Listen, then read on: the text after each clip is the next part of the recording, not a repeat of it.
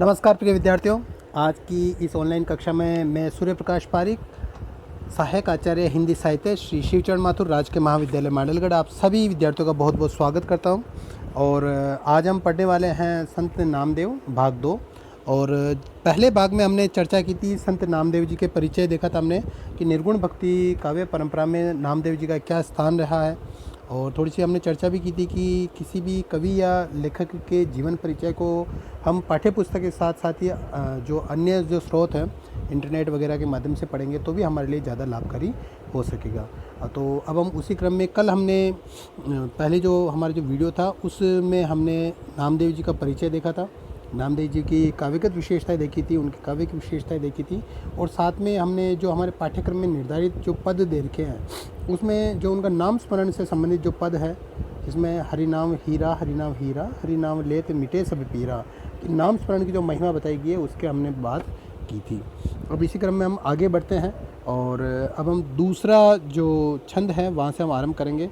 पढ़ने के लिए मैं आपको थोड़ा सा विशेष रूप से बताना चाहूँगा कि आपके लिए जो प्रथम प्रश्न पत्र है उसकी हम अध्ययन कर रहे हैं यहाँ पर, और उसके लिए आपके पास में प्राचीन काव्य पुस्तक होना बहुत ज़्यादा आवश्यक है। पुस्तक अगर आपके पास में अभी नहीं है तो भी आप अध्ययन कर सकते हैं। और उसके लिए जो भी मैं आपको पढ़ाना जा रहा हूँ उसका एक पीडीएफ जो एक पेपर होता है जिसको आप मोबाइल पर भी देख सकते हैं, कभी भी आप डाउनलोड कर सकते हो, उसके माध्यम से आप कभी भी देख सकते हो। तो ये जो पुस्तक है वो आपको एक तरफ से मैं यहाँ पर ऑनलाइन उपलब्ध करा रहा हूँ। आपके व्हाट्सएप ग्रुप पर भी मैंने भेजी है। आपके बीए पार्ट फर्स्ट के अंदर 2 ग्रुप बनाए गए हैं कॉलेज की तरफ से, मांडलगढ़ कॉलेज बॉयज़ 1 और मांडलगढ़ कॉलेज गर्ल्स 1। तो इन ग्रुप्स में अगर आप ऐड नहीं हैं तो आप ऐड करने के लिए आप रिक्वेस्ट भेज सकते हैं, और तो उसके माध्यम से आपको जोड़ दिया जाएगा। आपके मोबाइल नंबर भेज दिएगा ताकि फिर आगे आपसे संपर्क करके आपको उस ग्रुप में जोड़ दिया जाएगा। विशेष रूप से ये जो कक्षाएं हैं वो लॉकडाउन के लिहाज से यहाँ चल रही है, क्योंकि परीक्षाएं भी कभी भी आयोजित की जा सकती है, और उसको देखते हुए हम अगर अपना पाठ्यक्रम पूरा करेंगे तो आपके लिए मददगार सिद्ध होगा। तो चलिए हम आगे बढ़ते हैं। दृगते बक्ता दृगते सूरता, इसको हम पढ़ते हैं। तो अपने आप को मैं मिनिमाइज कर देता हूँ और उसके आधार पर फिर हम आगे बढ़ते हैं। चलिए शुरू करते हैं। पहला पढ़ा था हरिनाम हीरा, अब ये दूसरा जो हमारे पास में दृगते बक्ता दृगते सूरता। दृग का मतलब होता है धिक्कार, धिक है। तो जैसे हमने कहा ना कि धिक्कार है ऐसे लोगों को जो मनुष्य जीवन में आने के बावजूद भी राम नाम का स्मरण नहीं करते, उन लोगों को धिक्कार है। इस तरह की बात करते हैं। दृगते वक्ता, वक्ता का मतलब होता है वक्ता, कहने वाला। और दृगते सूरता, सूरता यानी सुनने वाला, श्रोता। ऐसा वक्ता भी, ऐसे वक्ता को भी धिक्कार है। देखो इसके अंदर आपको जो 3 ढंगों में करना पड़ेगा, प्रसंग, व्याख्या और विशेष। तो प्रसंग के अंदर तो बात करेंगे हम संत नामदेव के निर्गुण भक्ति काव्य से इसे लिया गया है, और इसके साथ में प्रसंग में लिखेंगे कि यहाँ पर नामदेव प्रभु यानी परमात्मा के नाम स्मरण की महिमा को यहाँ पर सिद्ध करते हैं या बताते हैं।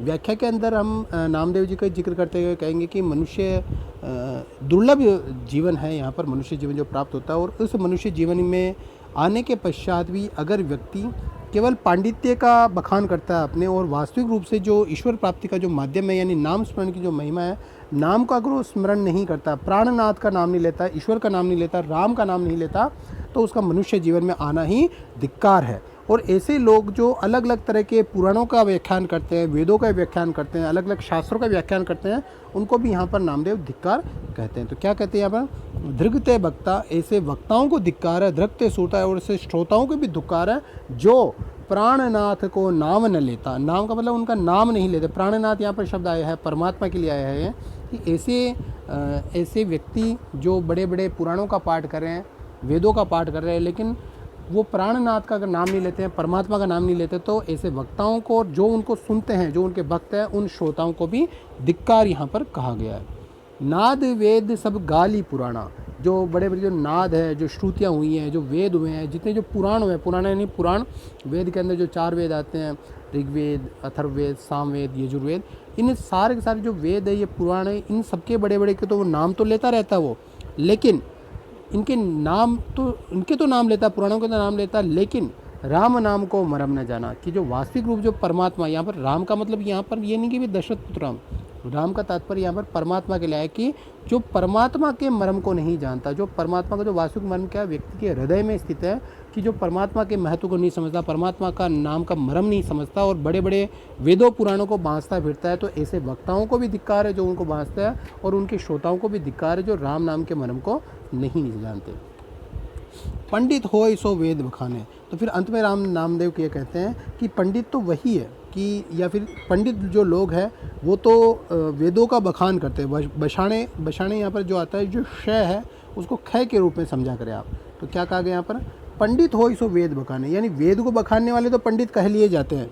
कि जैसे मान कि जो ब्राह्मण धर्म है उसके अंदर वेदों को ही सर्वोपरि माना गया है, तो नामदेव कहते हैं एक तरह से थोड़ा व्यंग्य रूप में कहते हैं कि वो पंडित होंगे कोई और जो वेदों का बखान करते हैं, लेकिन यहाँ पर मूर्ख नामदेव राम ही जाने, कि नामदेव खुद को मूर्ख कहते हैं कि भले तो मुझे मूर्ख समझो, लेकिन नामदेव जो है वो तो राम के नाम को ही सब कुछ समझता है, राम के नाम को ही परमात्मा का मार्ग समझता है, और जो मूर्ख नामदेव है वो तो राम के नाम को यानी परमात्मा के नाम को और परमात्मा की मार्ग पर जाने को ही सत्य रूप से, वास्तविक रूप से सत्य समझा करता है।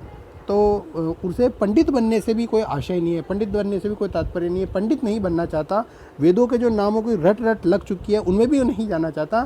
तो नामदेव तो मूर्ख ही बना रहना चाहता है, लेकिन अपने जो नाम है, इन राम का जो नाम है, परमात्मा का जो नाम है, उसके साथ में वो जुड़ा रहना चाहता है। तो यहाँ पर ये भाव अभिव्यक्त करते हैं हमारे नामदेव। तो इसी क्रम में ये दूसरा पढ़ते हैं हम, जो तीसरे नंबर का है,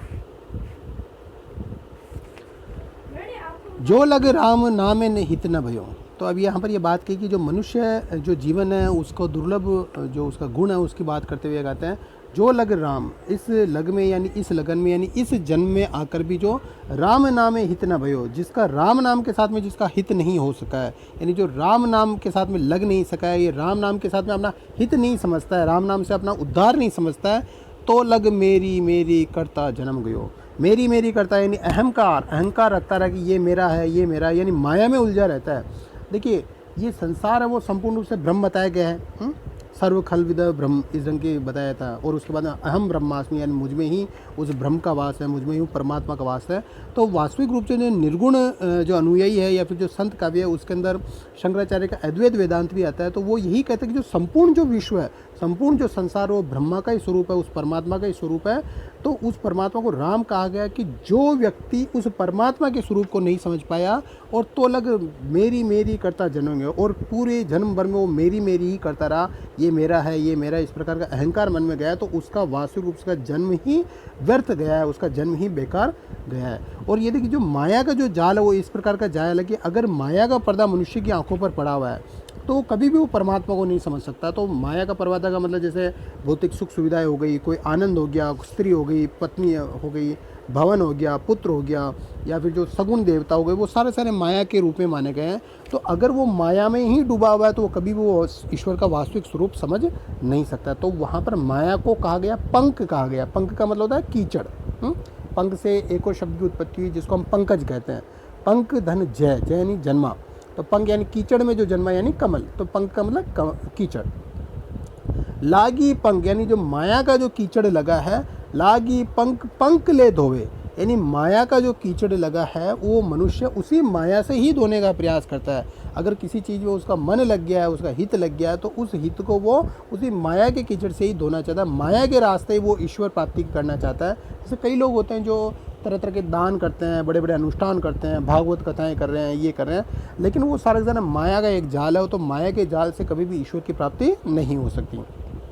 ये कहा गया है यहाँ पे, इसका अर्थ है लागी पंक पंक ले धोवे, निर्मल ना होवे जन्म भिगोवे। तो निर्मल तो नहीं हो पाता, क्योंकि अगर कीचड़ से ही कीचड़ को धोने का प्रयास करोगे तो सफाई नहीं हो पाएगी, निर्मल नहीं हो पाएगा, और वो अपना जो जन्म है उसको भी भिगोवे यानी बिगाड़ता है। भीतर मेला बाहरी चोखा, अंदर से तो मेला है, बाहर से चलो अगर फिर भी वो प्रयास कर चोखा हो जाए, सुंदर दिखने लग जाए, लेकिन जो उसका मन है वो तो कैसा है, मेला। भीतरी मेला बाहरी चोखा, पानी पीड़ पखाड़े धोखा, कि उस पानी से वो व्यक्ति स्वयं को साफ करने का जो प्रयास कर रहा है वो पूरी तरह से पखाले यानी साफ करने का जो प्रयास करता है वो पूरी तरह से धोखा है। यहाँ पे देखिए दोषा लिखा हुआ है, तो दोषा को आप ख समझिए। जितने भी जो मूर्धन्य श लिखे हुए जिसको षटकोण वाला कहते हैं आप लोग, तो उसको आप ख समझिएगा। तो यहाँ पर था ये भीतरी मेला बाहरी चोखा, पानी पीड़ पछाड़े पखाड़े धोखा। तो ये जो मनुष्य उस माया से माया को जो धोने का प्रयास कर रहा है, तो वो एक तरह से अपने साथ ही एक धोखे का कार्य करता है। आगे क्या कहते हैं, नामदेव कहे सुरही पर हरिये, परिहर यानी त्याग करके। नामदेव कह रहे थे कि तुम उस वास्तविक जो परमात्मा है उसका तो तुम त्याग कर चुके हो, उस वास्तविक जो परमात्मा वो जो ईश्वर है उसका तो तुम त्याग कर चुके हो, राम का तो तुम त्याग कर चुके हो। इस माया के यानी पानी से धोता है, यानी माया से धोने का प्रयास करता है, ऊपर से अच्छे अच्छे पवित्र होने के भ्रम में ही रहता है, धोखा करता है, अपने आप के साथ में धोखा करता है। आगे कहते हैं नामदेव करी सुरही पर हरिये, यानी कि नामदेव ऐसा कहते हैं कि सुर यानी भगवान का, ईश्वर का, पर हरि यानी त्याग करना, कि जो ईश्वर के नाम का त्याग करके और केवल माया के भरोसे रहता है, तो ऐसा लगता है कि जैसे वो भेड़ की पूंछ पकड़कर, भेड़ पूंछ कैसे भव चली तरिए, तो वो भेड़ की पूंछ पकड़कर किस प्रकार से इस भव सागर को पार कर सकेगा। तो इसका सार ये है कि संसार से जो मुक्ति पाने का एकमात्र जो आधार है वो केवल राम नाम का सच्चे मन से स्मरण करना ही है, और भक्ति के लिए आडंबरों की कतई आवश्यकता नहीं है। ये देखिए यहाँ पर जो शब्द आया है पंख पंख, पंख पंख 2 बार आया है, तो यहाँ पर पुनरुक्ति प्रकाश अलंकार है, क्योंकि पंख का मतलब भी कीचड़ और ये जो दूसरे पंख है उनका मतलब भी कीचड़ है, यानी कि एक ही शब्द का प्रयोग 2 बार होता है और दोनों बार अर्थ समान ही होता है, केवल प्रभाव वृद्धि के लिए 2 बार होता है, तो वहाँ पर पुनरुक्ति प्रकाश अलंकार देखने के लिए काम आएगा। चलिए, तो इसमें एक दृष्टांत अलंकार की भी बात की गई है और अनुप्रास यहाँ पर देख ही सकते हैं। मेरी मैरी के अंदर भी पुनरुक्ति प्रकाश अलंकार है। ठीक है, तो ये हमारा तीसरा हुआ। अब हम चौथा देखते हैं। ऐसे जगते नाथ दियारा, ऐसे जगते यानी ऐसे संसार से जो दास है, दास यानी वो खुद के लिए कह रहे हैं कि ऐसे संसार से जो दास है वो बिल्कुल अलग है, बिल्कुल नियारा है। ऐसे जगते दास नियारा, वेद पुराण समृद्ध कीन देखो, पंडित करो विचारा, कि वेद पुराण और स्मृतियों को किसने देखा, किन देखो, यानी वेद पुराणों और स्मृतियाँ जितनी भी है हिंदू धर्म के जो पुराण होते हैं, जो वेद है 4 वेद 18 पुराण और जो स्मृतियाँ है उसको किसने देखा, पंडित करो विचारा, कि ये जो पंडित है, हे पंडित तुम विचार कर लो अच्छे ढंग से कि तुमने और वेद पुराण और स्मृतियों को देखा है क्या। तो वो कहेगा किसी ने नहीं देखा, तो वो कहता है, नामदेव कहता है इनको मैंने भी नहीं देखा, इसलिए मैं इस संसार से पूरी तरह से अलग हूँ। फिर ये बहुत सारे उदाहरण देते हैं, बहुत सारे अलग अलग उदाहरण देते हैं। क्या कहते हैं, जैसे दधी बिलोई जैसे घृत लीजिए, दही को बिलो के जैसे घृत निकाल लिया जाता, घृत यानी घी निकाल लिया जाता, लेकिन फिर से अगर वापस उसमें प्रवेश कराने का प्रयास किया जाए कि भाई वापस ये जो घी है वो वापस दही बन जाए, तो ऐसा संभव नहीं है।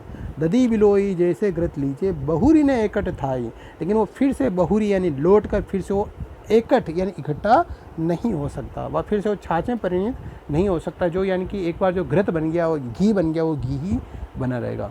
पावक दार जतन करी काढ़िया, दार का मतलब होता है लकड़ी, पावक यानी अग्नि, जतन यानी प्रयास, करी काढ़िया यानी लकड़ी में से आग को प्रयास करके जब निकाल दिया है, तो बहुरी ने दार समाई, तो फिर से अगर उस लकड़ी के अंदर अग्नि को समाहित करने का प्रयास किया जाए तो संभव नहीं होगा। पारस परसी लोहा जैसे कंचन, पारस के स्पर्श से, परसी का मतलब स्पर्श करना, पारस यानी पारस पत्थर, लोहा यानी लोहा, कंचन यानी सोना, कि पारस के स्पर्श से जिस प्रकार से लोहा सोने में परिवर्तित हो जाता है, अगर उसको वापस त्र्यंबक करना चाहिए या वापस लोहा करना चाहे तो वापस वो लोहा नहीं हो पाएगा। आग पलास भेदिया, तो देखिए ये अलग अलग जो उदाहरण दिए जा रहे हैं उसका तात्पर्य ये है कि जो नामदेव है वो प्रभु के स्पर्श से, इन नाम के राम के स्मरण से एक बार अगर वो भक्त में परिणित हो गया तो फिर से वो सांसारिक मनुष्य में परिणित नहीं हो सकेगा। आक पलाश बेदिया चंदन काष्ठ, तो जो आक है या फिर जो पलाश है वो अगर चंदन काष्ठ के साथ में रहते कहीं नहीं कोई, लेकिन फिर भी उसको कोई चंदन नहीं कह सकता। जे जन राम नाम रंगी रहता, और फिर ये सारी बातें कहने के बाद में कहता कि ऐसा व्यक्ति, जे जन यानी ऐसा व्यक्ति जो राम नाम के रंग में रत गया है, जो राम नाम के रंग में पूरी तरह से डूब गया है, छाड़ी कर्म की आशा, इस सांसारिक कर्मों की आशा छोड़ के जो राम नाम में जो रंग गया है, ते जन रामे राम समाने, तो ऐसा जन जो राम का नाम लेकर राम में समाहित हो गया वो मेरे लिए भी वो राम के समान ही है। नामदेव कहते हैं कि ऐसा व्यक्ति जो राम में रहता हो गया, राम का नाम लेकर रहता हो गया, वो मेरे लिए भी राम के समान ही, उस परमात्मा के समान ही है। प्रणवत नामदेव दासा, तो उनको नामदेव दास के समान, जिस प्रकार से नामदेव उस परमात्मा के दास है, ठीक उसी प्रकार से ऐसा व्यक्ति जो परमात्मा के नाम में समाहित हो गया उसको भी नामदेव उस व्यक्ति के दास के सनाम होकर प्रणाम करता है। तो यहाँ पर सबसे महत्वपूर्ण जो बात निकल कर आती है कि राम नाम के जो महत्व है उसका प्रतिपादन यहाँ पर किया गया है। और इसी ढंग से खुद को एक दास प्रवृत्ति बताई कि ये जो विनय का पद कहा जा सकता है कि नामदेव अपने आप को इतना नम्र बताते हैं, यहाँ पर इतना शीलता उसमें यहाँ पर देखी जाती है कि जो व्यक्ति राम को समर्पित हो गया उसके लिए, नामदेव के लिए वो व्यक्ति एक स्वामी के समान हो जाता है, क्योंकि वो वास्तव में अपना स्वामी परमात्मा को मानता है। जो परमात्मा में समाहित हो गया वो भी परमात्मा के समान ही यहाँ पर गिना जाएगा। तो इस प्रकार से हमने जो आज 3 पद पढ़े हैं, इन तीनों पदों की आप एक बार फिर से व्याख्या कीजिएगा, फिर से आप इनको पढ़िएगा। तो आज के लिए जो आपका गृह कार्य है वो गृह कार्य रहेगा, ये जो चौथा जो पद है, ऐसे जगते नाथ दिया रहा है, इसकी आपको सप्रसंग व्याख्या करनी है और इसका एक स्क्रीनशॉट ले लें, फोटो लेकर मुझे आप व्यक्तिगत नंबर पे भेज सकते हैं। अगर आज की कक्षा से संबंधित कोई प्रश्न है तो भी वो आप कमेंट बॉक्स में लिखें। इस वीडियो को लाइक करें और ज़्यादा से ज़्यादा शेयर कीजिएगा। बहुत बहुत धन्यवाद।